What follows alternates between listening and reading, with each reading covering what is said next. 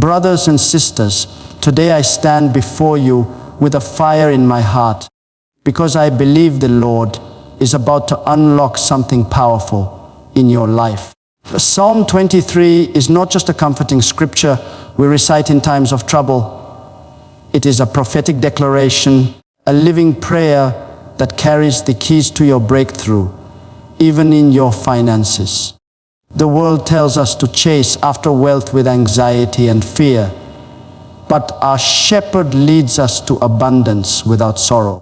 The same God who makes us lie down in green pastures and restores our soul also knows how to bring provision into our homes, promotion into our careers, and overflow into our businesses. This psalm is not a poem of survival. It is a roadmap of divine prosperity. The Lord is my shepherd, I shall not want. That is not just hope, it is a promise. When David wrote those words, he was declaring a kingdom principle, that those who follow the shepherd will never lack. Imagine living with that confidence, not in your bank account, not in your own strength, but in the unshakable faithfulness of God. I need you to hear me with urgency. Financial breakthrough is not about luck, it is about alignment. It is about declaring, believing, and walking in the truth that your shepherd goes before you, prepares a table for you, and causes your cup to run over. Tonight, let us unlock the power of Psalm 23 as a prayer, not just for comfort, but for breakthrough, for increase, and for the supernatural abundance that only comes from the Lord. Brothers and sisters, when we declare with boldness and faith, "The Lord is my shepherd," we are not speaking out of mere tradition or poetic comfort. We are stepping into a divine reality that has the power to shape every area of our lives.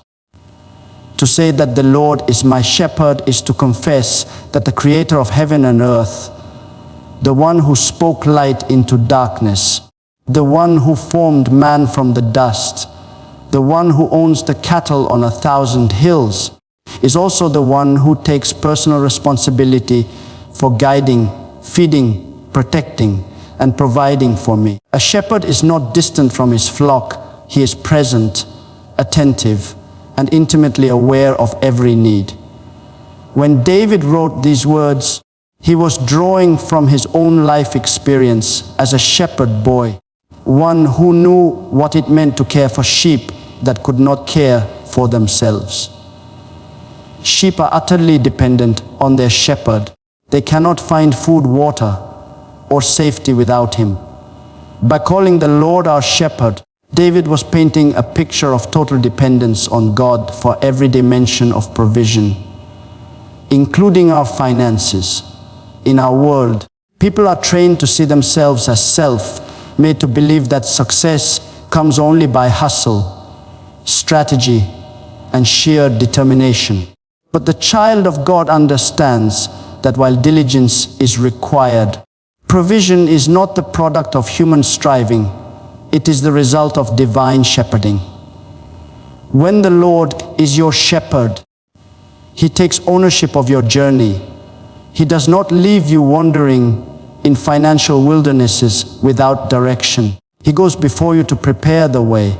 Just as a shepherd seeks out green pastures for his sheep, so God directs His people toward opportunities, resources, and connections that will sustain them. There are doors that no some can open, contracts that no negotiation can secure, and promotions that no human hand can guarantee. Yet, when the Lord is your shepherd, these doors swing wide open in your favor, because He provides for those who belong to Him. To call Him shepherd is to acknowledge His authority. A shepherd guides by his rod and staff, and the sheep follow not out of fear, but out of trust. Financial provision is not only about God sending resources into your life. It is also about your willingness to follow His direction. Sometimes the reason we lack is not because God has not provided.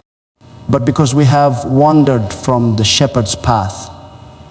When the Lord is your shepherd, He leads you away from reckless spending, away from toxic partnerships, away from quick fix schemes that drain your resources, and He leads you into wisdom, stewardship, and divine timing. His role as shepherd is not passive. He actively orchestrates your life so that what you need comes to you at the right moment. When David says, "The Lord is my shepherd," he is also declaring relationship.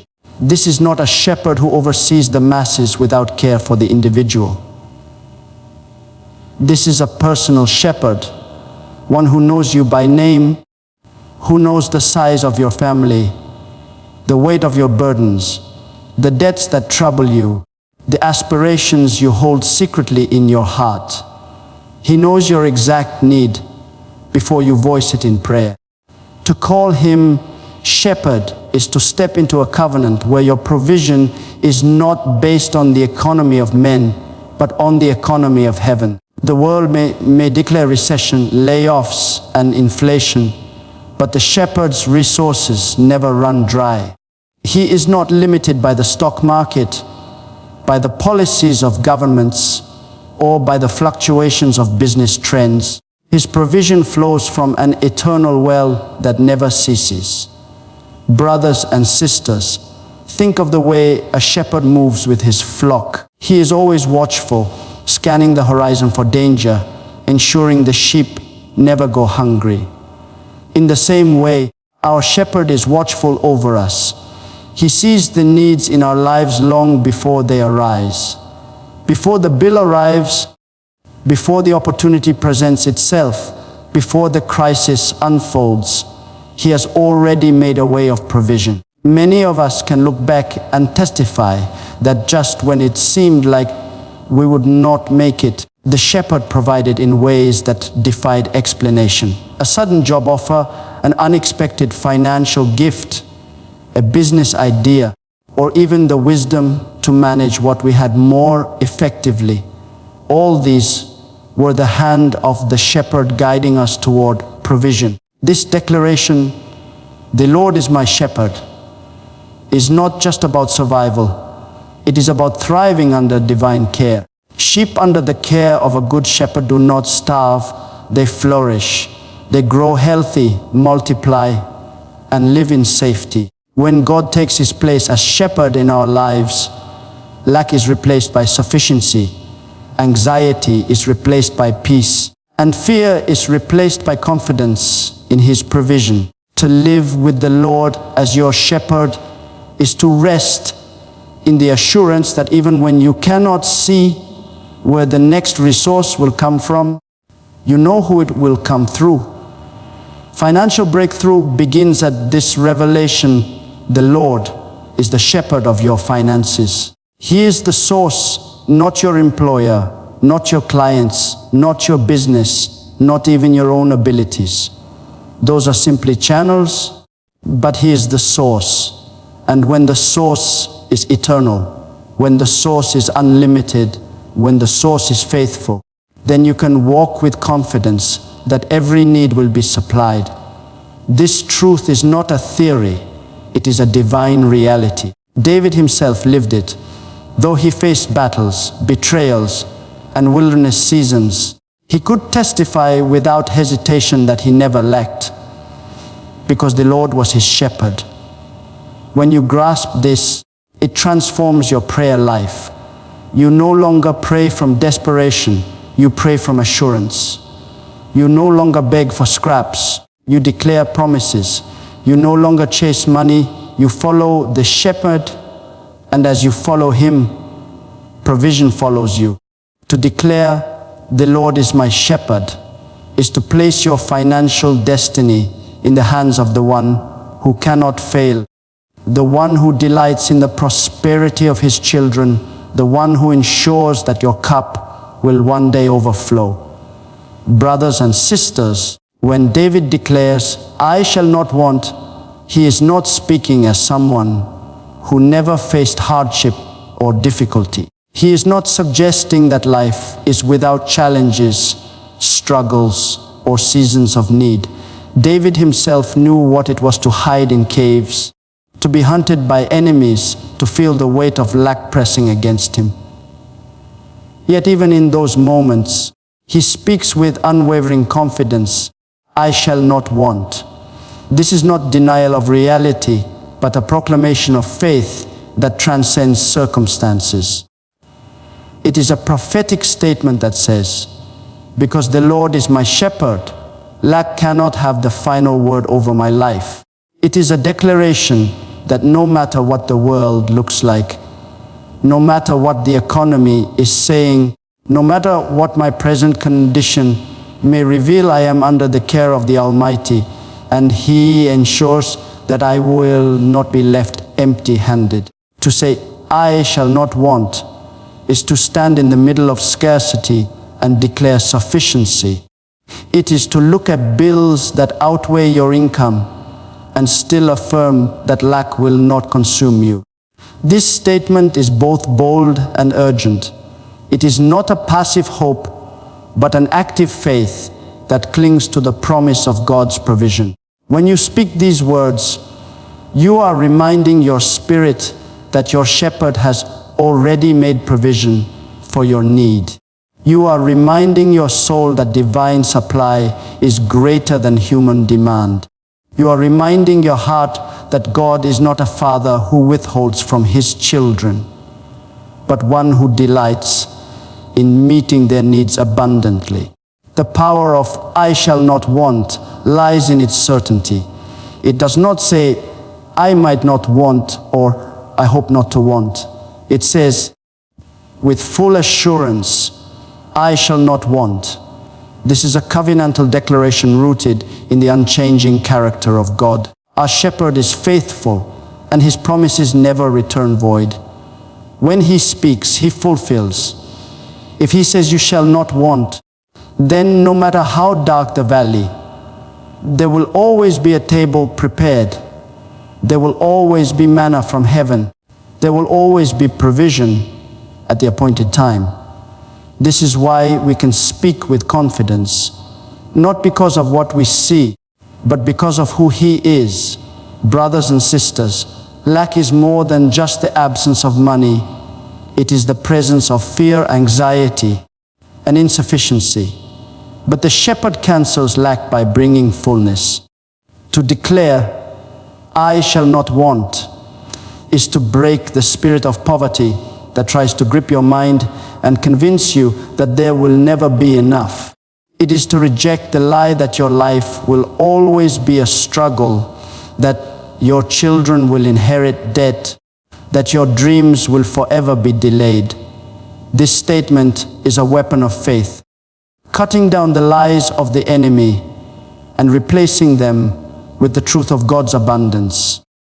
When you wake up and declare, "I shall not want," you align yourself with the reality of heaven, where God is more than enough, where His supply never runs dry, and where His provision is not seasonal but constant. Think about the wilderness journey of Israel. Every morning manna appeared fresh and sufficient for the day. They did not have to store up in fear of lack, because each day God proved His faithfulness again. "I shall not want" echoes that same assurance that God is not just a one-time provider, but a daily shepherd who knows how to meet every need in every season. Even when they faced enemies, water flowed from rocks, quail fell from the sky, and their clothes did not wear out. This is the kind of sufficiency that flows from the shepherd's care. "I shall not want" also speaks to financial breakthrough in a profound way. Want represents deficiency, the gap between what you have and what you need. But when the shepherd is your source, He fills the gap, and He does it in such a way that you can testify of His glory. There are testimonies of people who walked into seasons where the numbers did not add up, yet somehow, by the hand of God, every bill was paid, every debt was settled, and every need was met. That is what I shall not want looks like in action. It is God stepping into the gaps of your life and closing them with His abundance. This declaration also carries responsibility.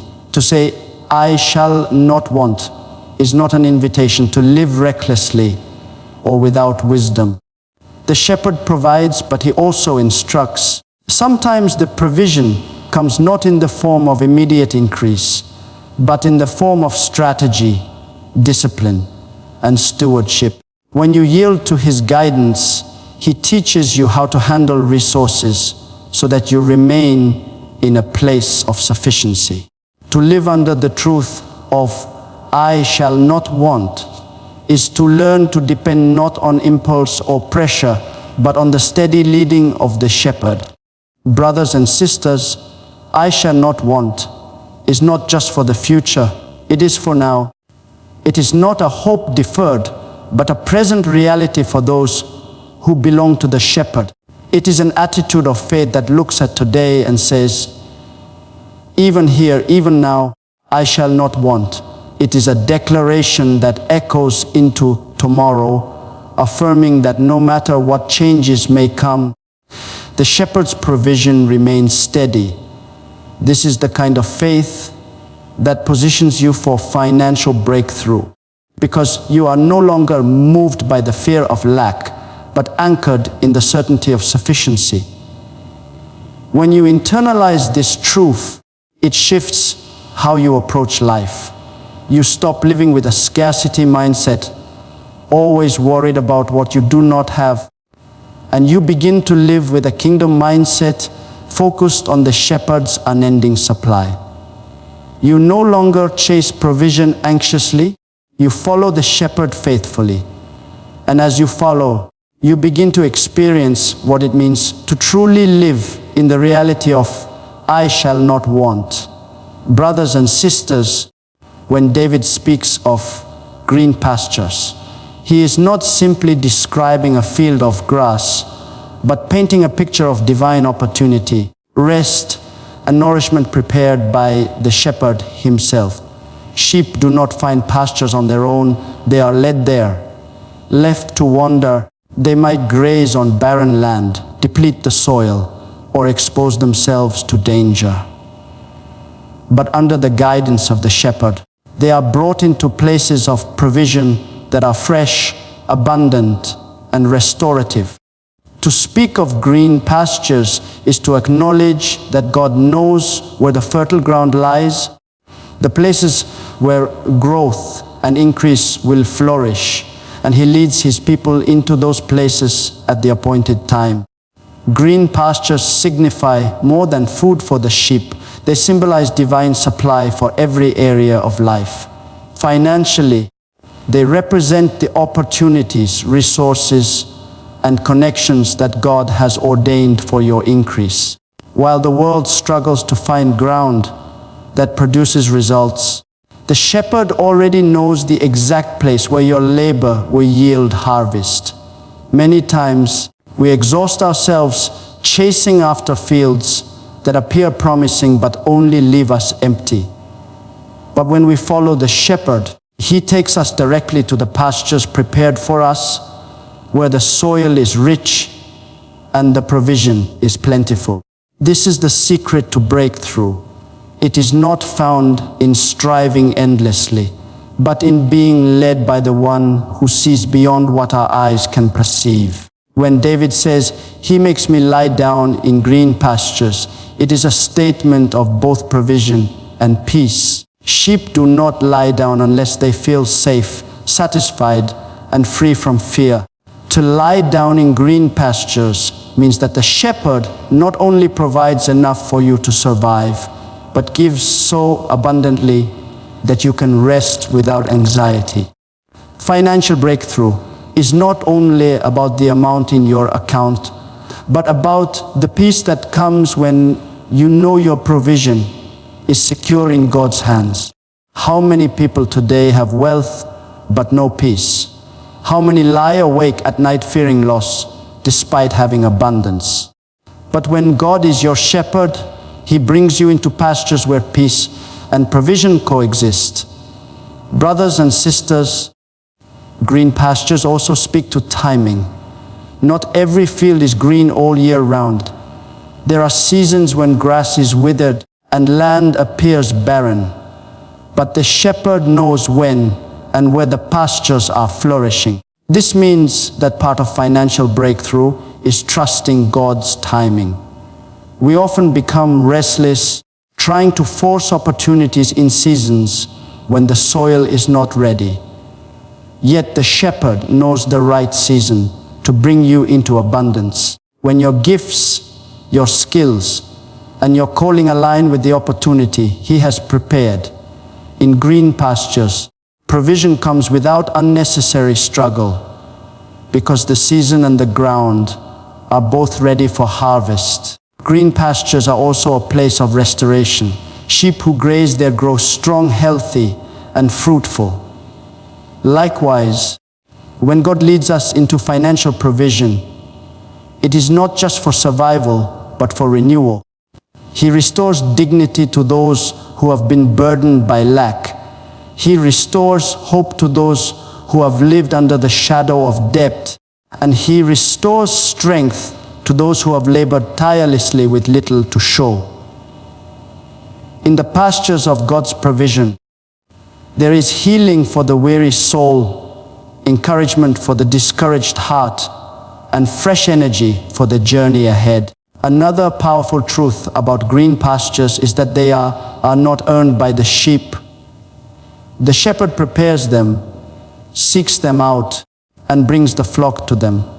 In the same way, financial breakthrough is not merely the result of human effort, but the outcome of divine preparation. God has already prepared places of abundance for His children. He has already arranged divine appointments, opportunities, and blessings that will manifest when we walk in obedience. It is not about striving to create our own pasture. It is about trusting the shepherd to lead us into his. Brothers and sisters, many people wander in search of pastures, chasing every opportunity, every promise of quick gain, every field that looks green from a distance, only to find disappointment. But when the shepherd leads, you arrive at the true green pastures, the ones that do not wither overnight, the ones that are not poisoned by hidden traps, the ones that sustain you and bring lasting fruit. This is why dependence on the shepherd is critical. Your eyes may deceive you, but his wisdom never fails. Green pastures also point to a lifestyle of abundance, not scarcity. The shepherd does not lead his sheep into thorny fields or barren ground, but into places where there is more than enough. This is God's will for His children, not to live in constant lack, scraping for survival, but to dwell in abundance where needs are met and there is overflow to bless others. When you are in the pasture God has prepared, your life becomes a testimony of His provision, and your abundance becomes a channel through which He blesses others. Financial breakthrough is not only for your benefit, but also that through you, others may experience the generosity of God. The phrase, "He makes me lie down in green pastures," also reveals the shepherd's authority.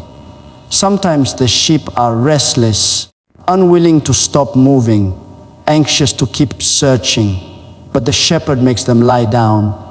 In the same way, God sometimes has to still our restless striving and position us in the place He has prepared, because left to ourselves, we would keep chasing what cannot satisfy. Financial breakthrough often comes not when we push harder, but when we rest in the shepherd's leading, allowing Him to settle us where His provision is already waiting. Brothers and sisters, the image of green pastures invites us to trust in God's intentional care. It reminds us that we are not left to navigate life's wilderness alone, trying to find sustenance in barren places. It reminds us that the shepherd has already gone ahead, preparing spaces of increase, peace, and restoration. It reminds us that there are divine opportunities waiting, places of nourishment where our souls and our finances can flourish under His guidance. It reminds us that breakthrough is not found in chasing every field that looks green, but in following the shepherd into the pastures He has chosen for us, brothers and sisters. When David speaks of being led beside still waters, he is not only describing a physical image of calm streams, but unveiling a spiritual truth about the kind of peace that God provides in the midst of life's uncertainties. For sheep, still waters are essential. They cannot drink from rushing, turbulent streams without fear or danger, for the current could sweep them away. They need a place where the waters are calm, where they can safely drink and be refreshed. In the same way, for us as children of God, financial breakthrough is not merely about resources coming into our hands, but about the peace of mind and clarity of spirit that comes from knowing the shepherd is in control of every provision. Without peace, wealth becomes a burden. Without peace, abundance becomes anxiety. Still waters remind us that God not only provides for our needs, but does so in a way that calms our fears and gives us rest. The still waters are a symbol of divine peace in financial decisions. How often do people rush into choices driven by panic, desperation, or fear of missing out, only to regret the consequences later? Rushing waters look appealing, but they are dangerous. They promise refreshment, but they threaten destruction. Many have drowned financially because they tried to drink from waters that were never meant for them. Investments driven by greed, debts taken in haste, partnerships formed without prayer. But when the shepherd leads you, He brings you beside still waters, where the flow is gentle, the provision is steady, and your soul can find confidence that this is the right place to drink. Financial breakthrough is not about chasing every opportunity, but about discerning the waters that God has stilled for you. Brothers and sisters, notice the word leads. The shepherd does not drive the sheep with force into rushing streams. He gently guides them into the right place where peace and provision are found together. In the same way, God does not push us into opportunities with fear or compulsion. He leads us step by step into the places He has ordained. Sometimes we feel the pressure of deadlines, the weight of urgent bills, the temptation to take matters into our own hands. But the shepherd's way is different. He leads us with calmness, and where He leads, peace follows. One of the ways you can discern whether an opportunity is from God is by the peace that accompanies it.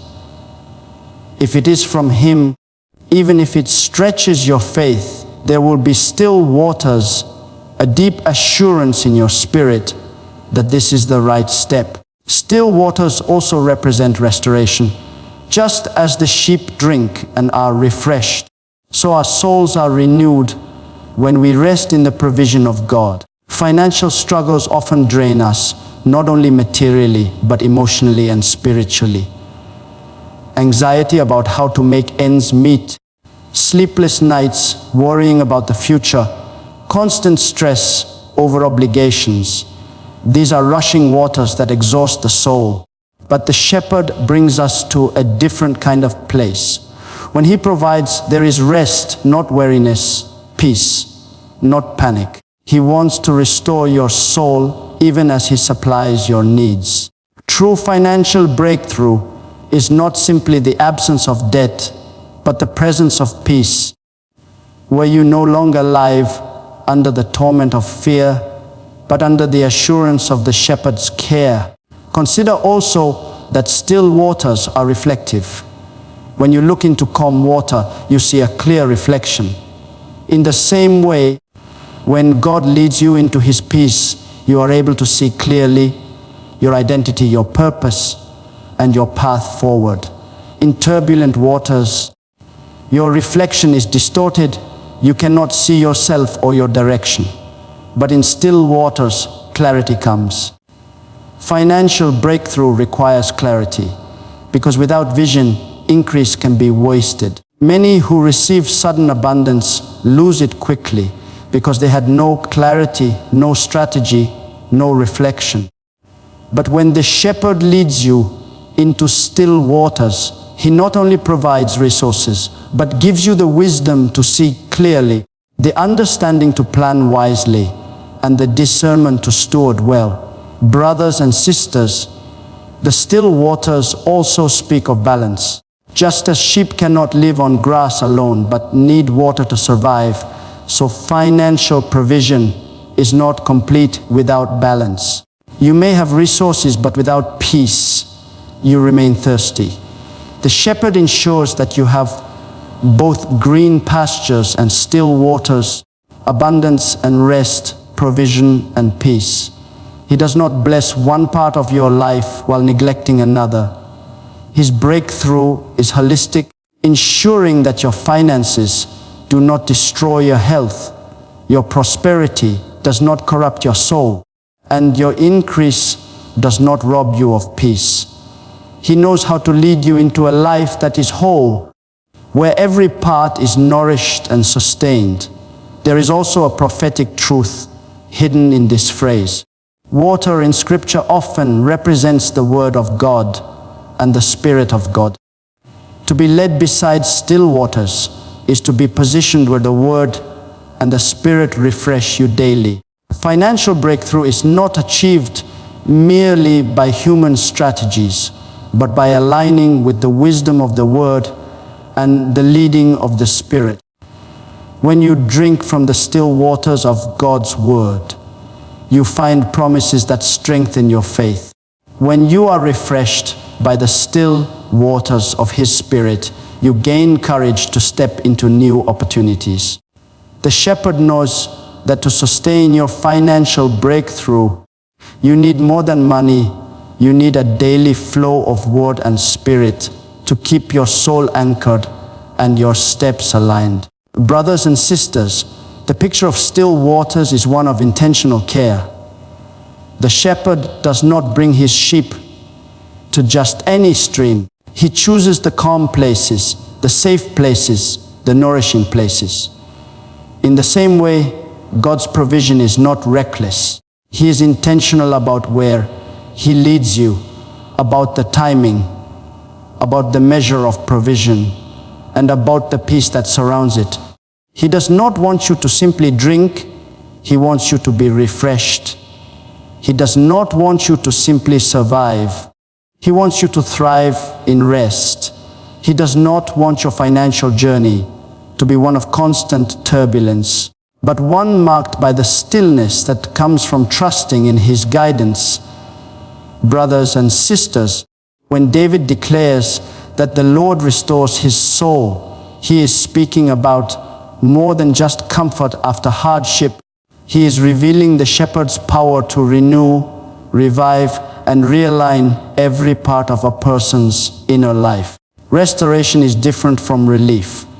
Relief can be temporary, but restoration is lasting. Relief removes pressure for a moment, but restoration rebuilds strength for the future. When your soul is restored, your mind, emotions, and spirit are brought back into alignment with the will of God. And this alignment is the foundation for true prosperity and financial breakthrough. Because what good is wealth if your soul is weary, broken, or enslaved by fear and worry? A restored soul is a prosperous soul, and it is out of a prosperous soul that financial blessings can be received, managed, and multiplied. To restore the soul is to heal the broken places. Life has a way of draining us. Debt wears down our confidence. Repeated financial setbacks weaken our faith. Betrayal in business partnerships breaks our trust, and constant striving without results leaves us exhausted. The soul becomes wounded, and a wounded soul cannot dream boldly, cannot step forward with courage, cannot handle the responsibilities of breakthrough. That is why the shepherd restores first. Before he brings the abundance, he makes sure your soul is strong enough to carry it. Restoration is his way of preparing you for increase. He breathes life into the discouraged heart, replaces despair with hope, and strengthens the weary spirit so that when provision comes, you are not overwhelmed by it, but ready to steward it. Brothers and sisters, restoration also means renewal of perspective. Financial struggles have a way of distorting how we see ourselves. When bills pile up, when lack becomes a pattern, the enemy whispers lies that we are failures, that we are unworthy, that our story will never change. This wounded perspective keeps many from walking into the opportunities God has prepared. But when the Lord restores your soul, he restores your vision of yourself. You begin to see not a defeated struggler, but a child of God, worthy of abundance, equipped for stewardship, destined for increase. Your mind is renewed to think not in terms of scarcity, but in terms of kingdom abundance. You stop saying, I can't, and start declaring with God, I can. This renewal of perspective is the soil in which financial breakthrough can take root. Restoration also means deliverance from the burdens of the past. Many carry shame over past financial mistakes, bad decisions, failed investments, debts accumulated out of desperation. This shame weighs down the soul, creating a cycle of fear and hesitation. But the shepherd restores by lifting shame off your shoulders and replacing it with grace. He reminds you that your past does not define your future, that your failures are not your final chapter. Restoration breaks the chains of regret and empowers you to start again with courage. With a restored soul, you can face opportunities without fear of repeating the past, because you walk not in your own wisdom, but in the shepherd's guidance. Brothers and sisters, restoration is also about strengthening faith. When the soul is weary, faith feels distant. When the soul is heavy, prayers feel empty. But when the shepherd restores your soul, faith comes alive again. You begin to believe that God truly can make a way where there seems to be no way. You begin to trust that he will open doors no man can shut. You begin to expect miracles again. Faith is the currency of heaven, and without it, financial breakthrough cannot be sustained. Restoration of the soul restores this currency so that you can draw from the unlimited resources of God's kingdom with boldness and expectation. When David says, he restores my soul, he also reveals the shepherd's intention to give back what was lost. To restore means to return, to replenish, to make whole again. The enemy comes to steal, kill, and destroy, but the shepherd comes to restore, to recover what has been stolen, to give back years that seemed wasted, to replace loss with increase. Restoration is not only about internal healing, but about external recompense. God is able to restore lost opportunities, lost resources, even lost time. He can accelerate you in ways that cause you to accomplish in a short season what should have taken years. A restored soul walks with confidence that no loss is permanent, because the shepherd is a God of restoration. Brothers and sisters, financial breakthrough is not possible without a restored mindset. Many people receive resources but quickly lose them because their soul has not been restored from cycles of fear, lack, or poor stewardship. Restoration breaks these cycles by planting wisdom, peace, and confidence deep within. A restored soul no longer panics at unexpected expenses, but trusts the shepherd's provision. A restored soul no longer hoards in fear, of tomorrow, but gives generously, knowing the shepherd will refill what is poured out. A restored soul no longer despises small beginnings but rejoices, knowing that little becomes much in the hands of the shepherd. Restoration also speaks of inner rest. The soul that is restored no longer lives in constant anxiety. It no longer feels crushed under the pressure of performance or enslaved to the opinions of others. A restored soul knows that its worth is not tied to possessions, income, or social status. This kind of rest is critical for financial breakthrough, because when you are free from anxiety, you make decisions from clarity rather than fear. You no longer chase opportunities out of desperation, but walk boldly into the ones God has prepared. A restored soul positions you for wise, Spirit-led choices that open the door to lasting provision. Finally, brothers and sisters, when the shepherd restores the soul, he restores joy.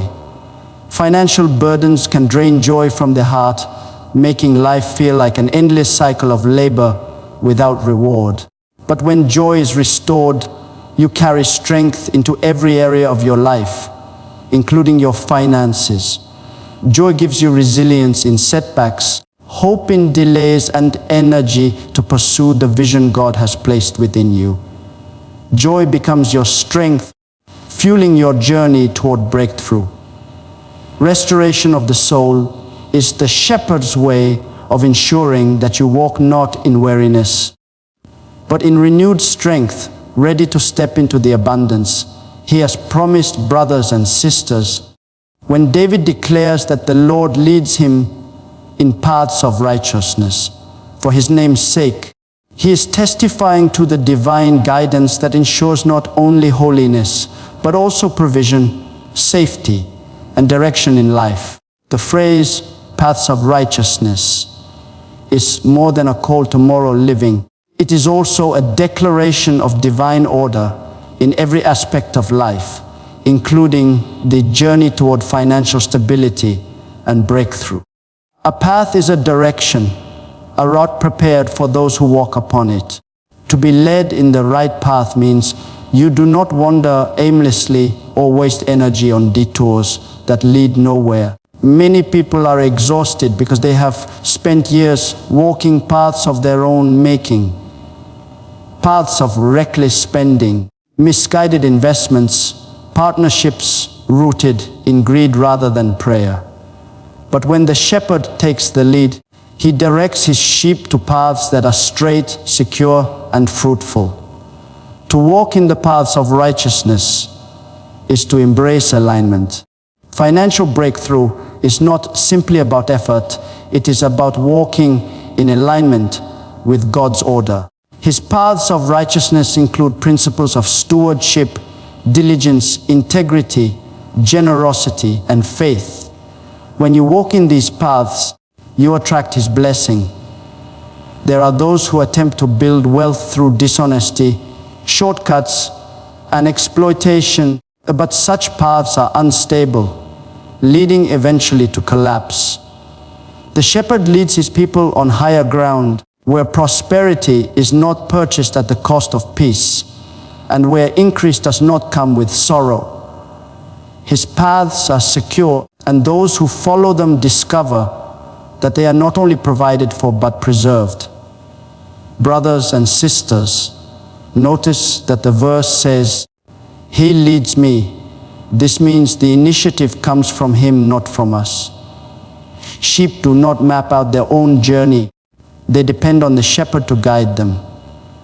In the same way, financial breakthrough is not about chasing every opportunity or leaning only on human wisdom. It is about following the shepherd's lead. Sometimes He closes doors, not because He wants to deprive us, but because He wants to protect us from a path that looks promising but is filled with danger. Sometimes He redirects us to smaller beginnings because the straight path to increase requires humility and preparation. His leading is not random, it is purposeful, and every step is designed to bring us into the fullness of His plan. The phrase, paths of righteousness, also speaks of multiple routes. The shepherd has more than one way to provide for his children. Too often we limit God, thinking that our provision can only come from one source, our employer, our business, our current income stream. But the shepherd has paths, plural. He can lead you into new ventures, unexpected opportunities, or creative ideas that you never considered before. Financial breakthrough often comes when God shifts you from one path into another, a path you would never have found without His leading. The key is not clinging to the familiar, but trusting the shepherd's direction, even when it takes you into unknown territory. Brothers and sisters, there is also a covenantal weight in this verse. David says it is for His name's sake. This means that the shepherd's reputation is tied to how he leads and provides for his people. When you follow him, he has bound his name to your journey, just as a shepherd's honor is reflected in the condition of his flock, so God's glory is reflected in the lives of His children. He does not lead you into destruction because His name is at stake. He does not abandon you in confusion because His character is one of faithfulness. To walk in paths of righteousness is to live in the assurance that your financial story is not merely about you, but about the God whose name you carry. When He blesses you, He does it not only for your comfort, but to display His glory before the world. The paths of righteousness also include discipline. Sometimes the shepherd leads through narrow ways, paths that require restraint and patience. In financial matters, this might mean seasons of saving when you long to spend, or seasons of sowing when you long to hold back. It may mean saying no to opportunities that glitter but are not from God. Righteous paths are not always the easiest, but they are always the most fruitful. Over time, they lead to lasting breakthrough, not fleeting gain. A soul that is willing to be led in righteousness will find that God's provision is not only abundant, but sustainable. Brothers and sisters, consider how easily sheep can wander. Left to themselves, they stray from the flock, chasing patches of grass that look good in the moment, but lead them into danger. In the same way, we often wander into decisions driven by impulse, desire, or fear. But the shepherd calls us back, guiding us gently with his staff, redirecting our steps to the path that leads to life. If we will listen, if we will yield, he will keep us from paths that waste time, energy, and resources, and instead place us in roads that build stability and open doors of increase. Financial breakthrough is not only about sudden miracles, but about consistent walking in the right paths. Miracles can open doors, but righteous paths keep them open. Breakthrough can bring provision, but righteous living sustains it. When the shepherd leads, he establishes patterns in your life that guard you from cycles of poverty, debt, and fear. He teaches you wisdom, gives you discernment, and strengthens your character so that you can handle the abundance he releases. His paths prepare you not only to receive, but also to maintain and multiply what he entrusts to you. Brothers and sisters, walking in paths of righteousness also brings peace. When you know you are following the shepherd's lead, you no longer live in the torment of uncertainty. Even when the path looks unfamiliar, even when you cannot see far ahead, you walk with confidence that his guidance never fails. This peace is critical in financial matters, where fear often drives people into poor decisions. But those who walk the righteous paths can stand firm, knowing that the same shepherd who led them yesterday will lead them today and tomorrow. Finally, the shepherd's paths of righteousness always lead toward destiny. They are not random detours, but purposeful roads that connect you to your calling. Financial breakthrough is not just about money. It is about fulfilling the assignment God has placed on your life. When you walk in the paths He has prepared, your provision is tied to your purpose. Your resources align with your mission. Your abundance becomes a tool for kingdom impact. And in walking these paths, your life becomes a living testimony of the shepherd's goodness, a reflection of His glory, and a witness to His unchanging faithfulness. Brothers and sisters, when David declares, "I will fear no evil," he is not speaking as someone who has lived a life sheltered from trouble, but as a man who has walked through valleys, faced enemies, and encountered danger at every turn. He speaks as one who has seen the threat of death, betrayal, scarcity, and uncertainty, yet testifies with confidence that fear does not control him, because the shepherd is with him. Fear is one of the greatest obstacles to financial breakthrough. It paralyzes, it confuses, it causes hesitation when bold steps are required, and it drives people into poor decisions when patience is needed. To say, "I will fear no evil," is to declare freedom from the grip of fear and to anchor yourself in the presence of God, who ensures your safety and provision, even when circumstances seem threatening. Fear in the financial realm manifests in many forms. It appears as fear of lack, fear of losing what little you have, fear of failure when attempting something new, fear of rejection when pursuing opportunities, and fear of disappointment after repeated setbacks. These fears keep many trapped in cycles of limitation. They hesitate to step into new ventures. They avoid sowing seeds of generosity. They shrink back from pursuing the dreams God has placed in their hearts. Fear becomes a prison, but David shows us the key to escaping it. He does not deny the presence of evil. He acknowledges that valleys and shadows exist. But he chooses to focus not on the evil, but on the presence of the shepherd. Brothers and sisters, the valley of the shadow of death is not just about physical danger. It represents the dark seasons of life when resources are scarce, when opportunities seem closed, when the future looks uncertain. These valleys are unavoidable in the journey of faith, but they are never permanent. A valley is something you pass through, not a place you remain. David says, "Though I walk through the valley," not "though I live in the valley." Fear makes people pitch their tents in valleys, surrendering to despair as if darkness will last forever. But faith says, "I will fear no evil because I am just passing through, and the shepherd walks with me." Financial valleys may appear, but they are temporary. The shepherd's presence guarantees that the valley is a transition, not a destination. The promise of "I will fear no evil" rests on relationship. Sheep do not overcome fear by their own courage.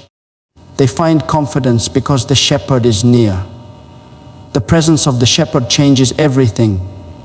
A wolf may lurk nearby, but the sheep remain calm because the shepherd's rod and staff are visible. In the same way, when we recognize God's presence in our financial journey, fear loses its grip. You may not know how the provision will come, but you know who is with you.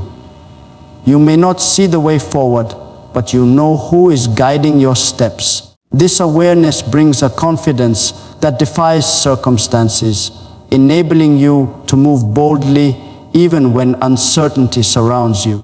Brothers and sisters, fear not only cripples progress, it distorts vision. When fear rules, you see giants instead of opportunities, obstacles instead of open doors, scarcity instead of sufficiency. The Israelites at the edge of the promised land saw the abundance, but were too paralyzed by fear of the giants to claim their inheritance. In the same way, many people today stand at the edge of breakthrough but retreat because fear magnifies the obstacles. David's declaration is an invitation to shift perspective. Instead of magnifying evil, magnify the shepherd. Instead of focusing on the darkness, focus on his light. Instead of surrendering to fear, rise in faith, declaring, I will fear no evil because he is with me. Fear thrives in uncertainty, but faith thrives in presence. David understood that fear does not vanish when the valley disappears. It vanishes when the shepherd's presence is embraced. That is why he could declare fearlessness in the very middle of danger. Financial breakthrough requires this same attitude. There will be seasons when the valley looks deep, when the shadows feel overwhelming, when the numbers do not make sense, when every option seems closed. In such moments, the natural response is fear. But those who fix their eyes on the shepherd discover a supernatural courage that allows them to keep walking, keep sowing, keep believing, and keep declaring that provision is certain. Brothers and sisters, the declaration, I will fear no evil, also reveals authority. Fear is not something that simply disappears on its own. It is confronted and resisted. David is not passively hoping to be free from fear.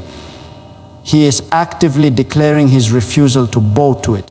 Financial breakthrough requires this same authority. You must confront the voices of fear that say you will never have enough, that you are destined to struggle, that you cannot succeed, and silence them with the truth of God's word. Every time you declare, I will fear no evil, you are exercising spiritual authority, aligning your spirit with heaven's reality, and rejecting the lies of the enemy. There is also a prophetic dimension to this declaration. Evil in Scripture often represents more than physical harm. It includes wickedness, oppression, injustice, and the destructive works of the enemy. To say, I will fear no evil, is to declare that the enemy's schemes against your finances will not prosper. It is to affirm that no curse, no setback, no opposition can derail God's plan for your provision. It is a declaration that the grip of generational poverty, cycles of debt, or systemic injustice will not dictate your destiny because the shepherd is leading you out. Fear gives power to evil, but faith strips it of its influence. Brothers and sisters, fear has a way of multiplying itself. It starts as a whisper, but grows into a roar if unchecked. But courage, rooted in God's presence, also multiplies. Each time you walk through a valley and see God's faithfulness, your fear decreases and your confidence increases. David could say, I will fear no evil because he had history with God. He had seen lions and bears defeated, giants conquered, enemies scattered. Every past victory built a reservoir of courage that silenced fear in the present. In the same way, when you remember how God has provided before, you gain strength to face today's valley without fear. Your testimony becomes the weapon that defeats anxiety and unlocks faith for the breakthrough ahead. Ultimately, to live in the reality of, I will fear no evil, is to walk with a posture of boldness. It is to face valleys not with trembling but with trust. It is to look at financial challenges not with despair but with determination, knowing that the shepherd's presence guarantees both provision and protection. Fear may try to enter, but faith declares that it has no power here, because the Lord of the valley is walking beside you every step of the way, brothers and sisters. when David says, "You prepare a table before me in the presence of my enemies." He reveals a truth that is both powerful and deeply encouraging. A table represents provision, fellowship, abundance, and honor. It is not a symbol of scarcity or survival, but of satisfaction and blessing. For the shepherd to prepare a table is to arrange every detail of provision, not in secret, not in isolation, but in the very sight of those who oppose you. This is not only about food or material blessings, but about a divine setup where God demonstrates His favor publicly. Financial breakthrough is not only about having enough, it is about walking in such visible provision that even those who doubted you, mocked you, or worked against you are forced to witness the hand of God on your life. The image of a prepared table speaks of intentionality. Nothing on that table is accidental. God does not throw together scraps. He carefully arranges what you need and more. When He prepares a table for you, it means He has already thought of your needs before you sat down. The shepherd goes ahead of you, arranging opportunities, positioning people, and aligning resources so that by the time you arrive, everything is in place. This is why breakthrough is not random, it is prepared. Even when you feel behind, even when others seem ahead, the shepherd is quietly preparing your table. Your role is to trust His timing, knowing that when you arrive, the table will be ready. Brothers and sisters, notice that this table is not prepared in the absence of enemies, but in their presence. God does not always remove opposition before blessing you. Sometimes He blesses you right in the middle of it. Financial breakthrough often comes when critics are still watching, when doubters are still speaking, when adversaries are still plotting. This is intentional, because the table is not only about your provision, it is about God's vindication. When He blesses you in the presence of enemies, He is sending a message that no opposition can cancel His plan for your life. What they tried to block, He releases anyway. What they tried to withhold, He provides in abundance. Your table becomes a testimony of His sovereignty, a display of His glory that silences every accuser. The table also speaks of rest. In a world of striving and fighting, the shepherd prepares a place where you can sit and receive. Financial struggles often leave people weary, exhausted from constant labor and endless anxiety. But when God sets a table, He is inviting you to rest in His provision. You do not prepare the table, He does. You do not fight for every crumb, He lays out a feast. Breakthrough comes not only from working harder, but from learning to sit at the table of grace, trusting that the shepherd's provision is sufficient. The enemy may surround, but the table reminds you that you are secure, you are honored, and you are fed by His hand. Brothers and sisters, the table is also a place of honor. In ancient culture, to sit at a prepared table was not just to eat, but to be recognized, to be lifted up in dignity. God's provision is not just about meeting needs, but about restoring honor. Many have been humiliated by poverty, mocked for lack, overlooked because of financial struggle. But when God prepares a table, He restores what was lost. He elevates you before those who once despised you. The table becomes a place where your identity is reaffirmed, where your dignity is restored, where you are celebrated as one chosen and favored by the shepherd. The presence of enemies at this table does not mean they share in it. They watch, but they do not partake. They see, but they do not control. In financial matters, this means that the same people who thought they had the power to determine your future will be powerless to stop what God has released. Those who withheld opportunities will have to watch as new doors open for you. Those who spoke lack over you will have to watch as abundance flows into your life. The shepherd's preparation ensures that their presence only amplifies his glory. The more they watch, the more they witness that the Lord is your provider. Brothers and sisters, the table prepared is not meager, it is abundant. A table implies more than enough, an overflow that satisfies and leaves leftovers.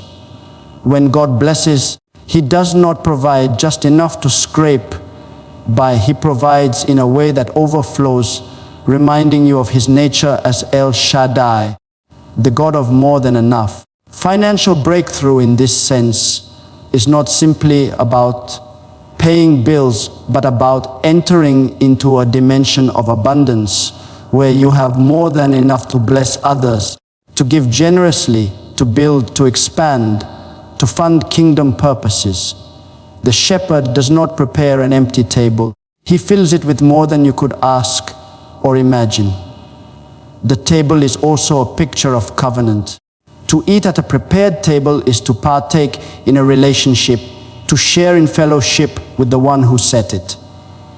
When God prepares a table, He is reminding you of His covenant faithfulness, that He is bound to provide for you, to sustain you, to honor His word over your life. The table is not temporary. It is a sign that you belong to Him, that His provision is continuous, and that His blessing is not subject to the whims of men. Financial breakthrough anchored in covenant is secure because it is tied to His unchanging faithfulness. Brothers and sisters, this table is prepared in the presence of enemies because breakthrough is not only for your survival, but for your testimony. God desires that your story inspire others, that your provision point people back to Him, that your abundance becomes a declaration of His power. When you sit at the table, you are not just eating. You are demonstrating to the world that the shepherd is faithful, that He provides even in adversity, and that His children are never forsaken. Your table becomes a stage where His glory is displayed, a place where the doubters are silenced, and a reminder that no enemy can stop what God has ordained for you, brothers and sisters. When David proclaims, "My cup runs over," he is describing a state of divine overflow that surpasses basic need and enters the realm of abundance. A cup represents capacity, the measure of what one can hold.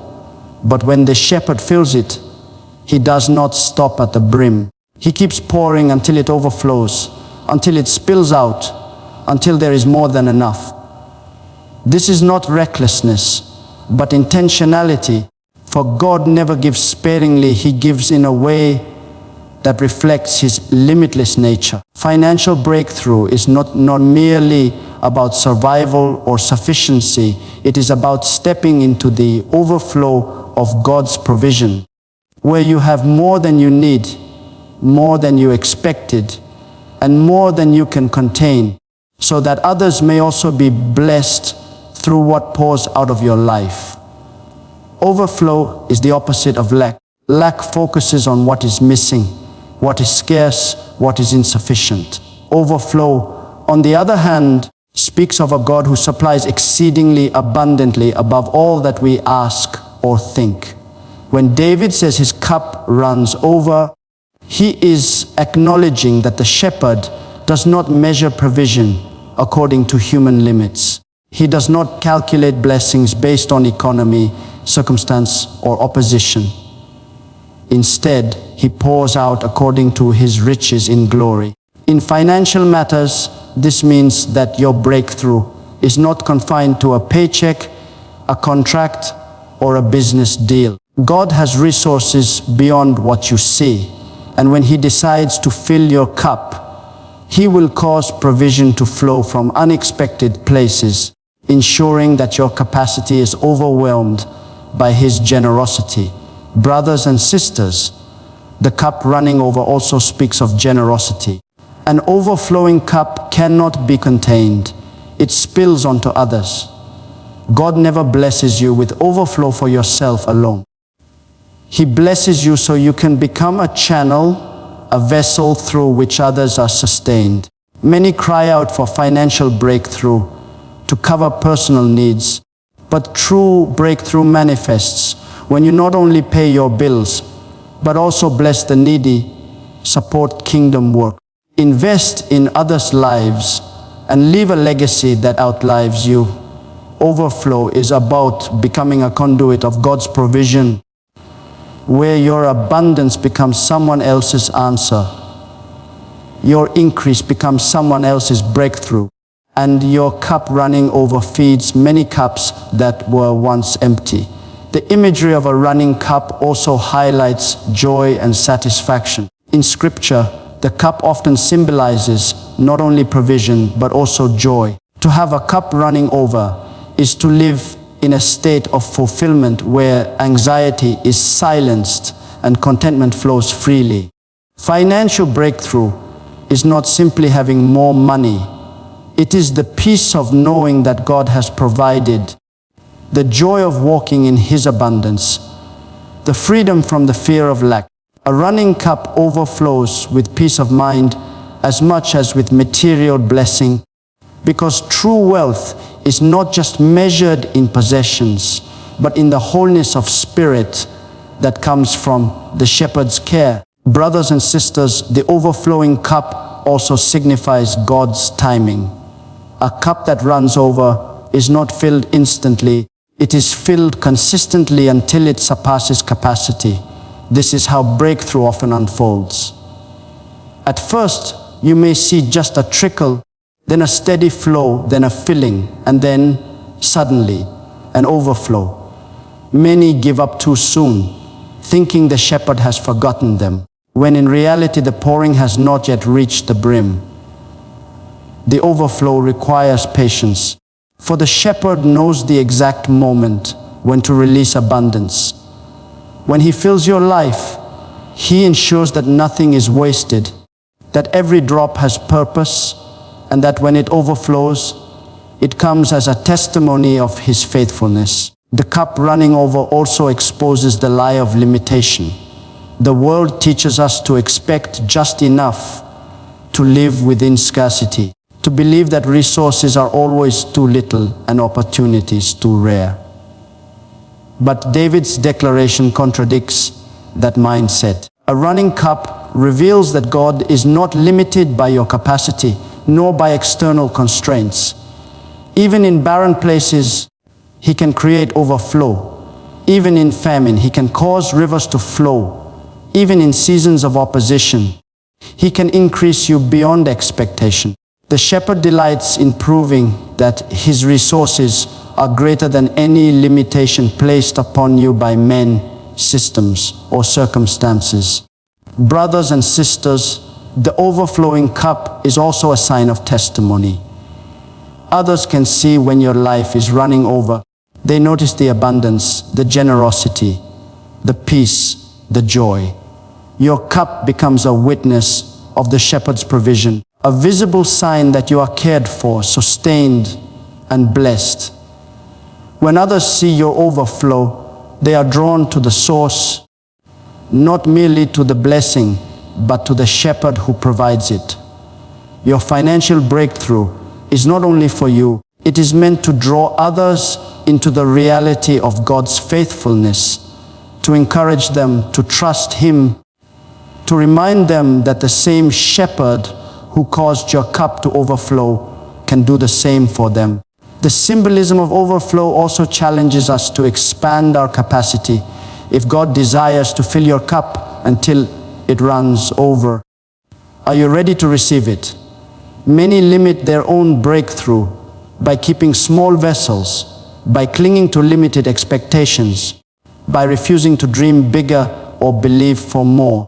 The widow in the story of Elisha saw her oil multiply only to the measure of the vessels she gathered.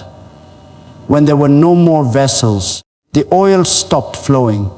In the same way, your overflow is connected to the size of your faith, your readiness to receive, your willingness to be stretched. The shepherd wants to fill not only the cup you hold, but to expand your capacity so that his abundance can reach further through you. Brothers and sisters, when David declares that his cup runs over, it is not an abstract image. It is a lived reality born of relationship with the shepherd.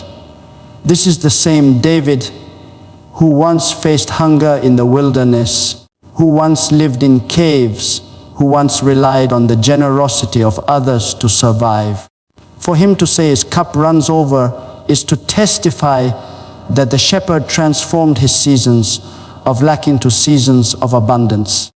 This same transformation is available to you, no matter how empty your cup feels right now. The shepherd specializes in taking emptiness and turning it into overflow, taking scarcity and turning it into abundance, taking limitation and turning it into testimony. Your cup, no matter how small or cracked it may seem, can run over when placed in the hands of the shepherd who delights in pouring until there is more than enough, brothers and sisters. When David concludes Psalm 23 by declaring, "Surely goodness and mercy shall follow me all the days of my life," he is not speaking from a place of uncertainty or wishful thinking, but from a place of confidence in the character of God. He uses the word surely to emphasize certainty, not possibility. This is not a hope, it is a guarantee.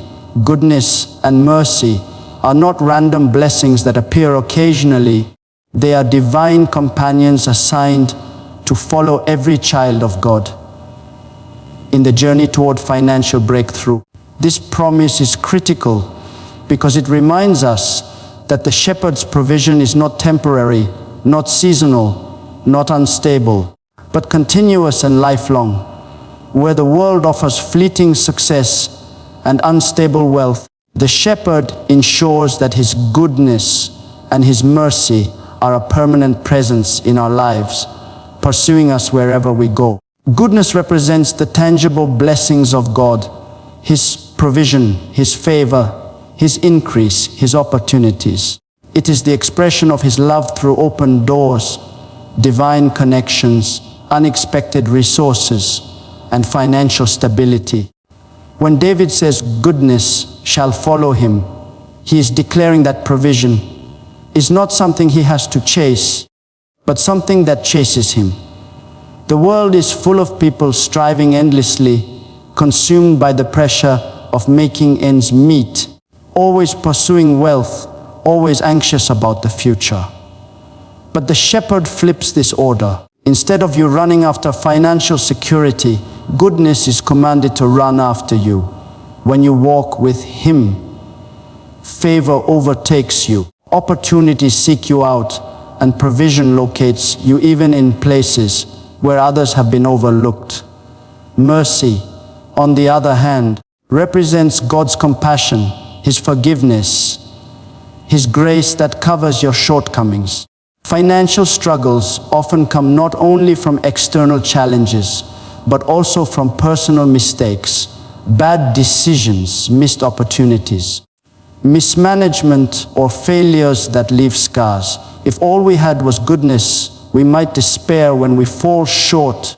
But mercy ensures that our failures do not disqualify us from breakthrough.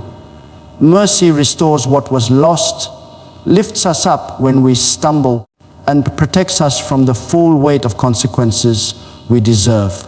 David himself knew what it meant to need mercy, for his life was filled with mistakes and moments of weakness.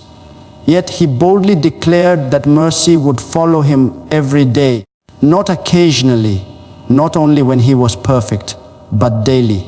This is the assurance that even when you make financial errors, even when you lose time or opportunities, the mercy of God ensures that your story is not over. Brothers and sisters, notice that both goodness and mercy are not described as being ahead of you but behind you. They follow you, which means they are attached to your journey. They cover the places you have walked, redeeming the past while also ensuring that you are never alone in the present. Financial breakthrough often feels like a forward pursuit, always thinking of what lies ahead. But this verse reminds us that God is also faithful to redeem what lies behind. Missed years can be restored, lost resources can be recovered, wasted seasons can be redeemed, because His mercy follows to heal what was broken, while His goodness follows to multiply what is yet to come. The promise of all the days of my life is also significant. This is not a temporary blessing, not a short-term breakthrough, not a fleeting moment of abundance. Many experience financial success for a season only to lose it again. But David declares that goodness and mercy are lifelong companions. Breakthrough in God's economy is not about quick gain followed by collapse. It is about sustained provision, sustained abundance, sustained increase. Even in seasons of challenge, these companions do not depart. Goodness continues to supply, mercy continues to cover, ensuring that every single day of your life is marked by God's faithfulness.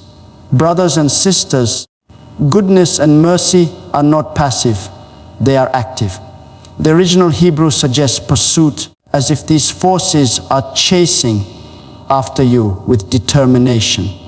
Imagine living with the assurance that every day, divine goodness is running after you with blessings you did not earn, and mercy is pursuing you with grace that covers your flaws.